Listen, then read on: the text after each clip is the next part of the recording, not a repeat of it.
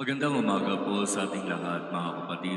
Magandang umaga po, Father Vic. Ikalawang araw ng panibagong buwan, araw ng Lunes, panibagong isang linggo ang muli ibinibigay ng Diyos sa atin upang sikapin na sa salita at gawa siya'y makilala, mahalin at sundan. At ngayon din, nagpapatuloy tayo sa pagsasagawa ng nobenaryo para sa mahal na Birhen ng Piyan bilang paghahanda sa ating gagawing dawn procession sa unang Sabado ng buwan. Sa ating Ebanghelyo, malinaw na sinasabi ng mga alagad. Ngayon po, masasabi namin na kilala na namin kayo. Alam na namin kahit papaano kung sino kayo.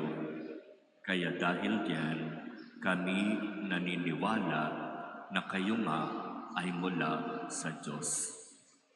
Sa pagpapahayag na ito ng pagkilala at ng pananampalataya ng mga alagad kay Jesus, sinabi niya sa kanila, "Tandaan ninyo, darating ang oras at ngayon na yun na magkakawatak-watak kayo.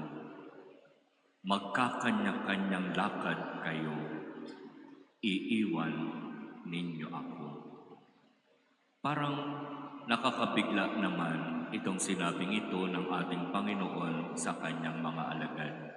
Sapagkat katatapos pa lamang ipahayag ng mga alagad sa kanya na pagkatapos ng lahat, ngayon masasabi nila na nakikilala na nila si Jesus at sila'y tunay na nananalig na si Jesus na ay galing sa Ama.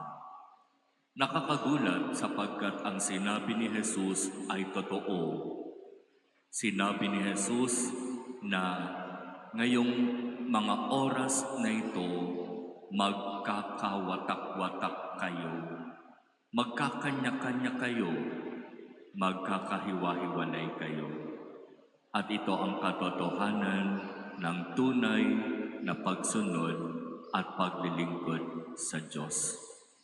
Kung 10 ang unang pumasok at nagsabi, "Gusto kong maglingkod," darating ang oras, yung 10 na yon magiging 5.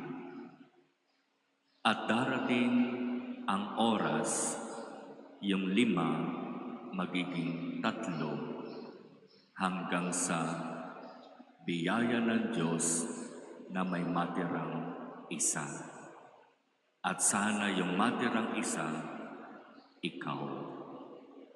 Kung babalikan mo yung buhay paglilingkod na mayroon ka, kung kailan ka nagsimula na maglingkod, sino-sino ba yung halos kasabay mo na nagsabi, "Maglilingkod ako"? Siguro ngayon, masasabi ninyo yung iba, namatay na. Yung iba, basta umalis na lang. At salamat sa Diyos, nariyan ka pa.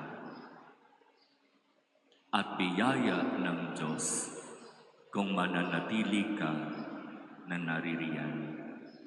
Sapagkat hindi natin alam ang kung ano ang mangyayari bukas. Kaya nga sa buhay paglilingkod, napakalaki ng pangangailangan na talagang ibigay natin ang ating buong sarili sa Diyos at sa Kanya tayo umasa. Sapagkat kung ibibigay natin ang ating buong sarili at pag-asa sa Kanya, makakasiguro tayo na anuman ang mangyari, tayo'y mananatili sa Kanyang presensya. Pero kapag nabaliktad at aasa na lamang tayo sa ating sariling kakayahan at ang ako ang mas mangingibabaw, darating ang oras. Mapapansin na lamang natin, wala na pala tayong kasama, nag-iisa na lamang pala tayo, sapagkat tayo'y mas nagpahalaga sa sarili. Kaya mga kapatid, napakaganda ng ipinapaalaala ngayon sa atin ng ating Ebanghelyo. Darating ang oras, sabi ng ating Panginoon sa kanyang mga alagad, na magkakawatak-watak kayo, magkakanya-kanya kayo, at iiwan ninyo ako. Pero malinaw ang sinabi ng Panginoon, kahit umalis kayo, hindi ako mananatiling nag-iisa sapagkat kasama ko ang Ama. Na para bang sinasabi niya, kapag ikaw ang umalis, sino ang lugi?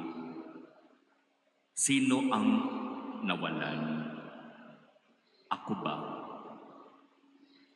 Di ba parang ganun yung sinasabi ng ating Panginoon? Walang mawawala sa akin sapagkat ako na bago pa man kayo sumilang, bago pa man kayo lumitaw. Kaya talagang paikot-ikutin man natin ang mundo, ang Diyos pa rin ang dapat na pinakamahalaga at pinaka-importante at siyang dapat maging sentro ng ating buhay, lalo na ng ating buhay paglilingkod.